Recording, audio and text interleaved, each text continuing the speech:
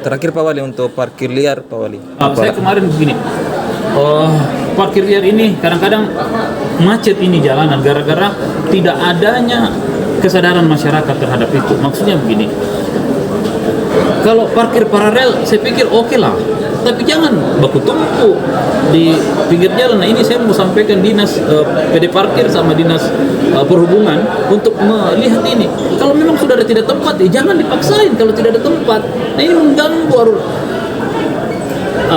frekuensi kendaraan di Makassar mendekati hari-hari Lebaran ini sangat tinggi karena saudara-saudara kita yang datang dari luar kota ini datang untuk memenuhi kebutuhan Ramadan dan Lebarannya.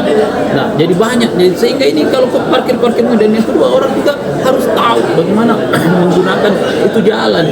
Ada yang parkirnya masuk serong, di belakangnya parkir lagi lurus, di sebelahnya ada lagi. Oh tunggu dulu, ini bukan kalian punya jalan sendiri, ini jalan umum. Jadi harus diintervensi benar-benar. Saya udah bicara saya panggil nanti PD parkir sama perhubungan untuk itu. Terkait tarif parkir juga yang melonjak. Iya itu juga diambil. Kenapa liar?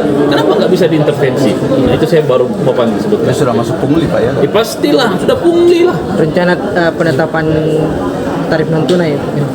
Pas ini kita mau itu semuanya nanti pakai, tidak ada lagi proses pembayaran yang namanya tunai.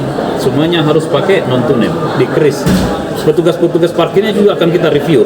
Masa petugas parkir nggak bisa dijadikan petugas parkir untuk bisa mengatur parkir, bukan dijadikan petugas parkir untuk mencari keuntungan di lahan parkir.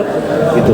Pak Wali yang bertemu kan banyak yang bilang ini di backingi oleh pihak-pihak. Ya kita harus jauh backingnya. Nah, lebih parah lagi kalau di backing ya saya kalau apanya ketahuan backingnya siapa, ya saya akan bicara itu backingnya siapa. Ini kepentingan kita semua kok, bukan untuk keuntungan kita.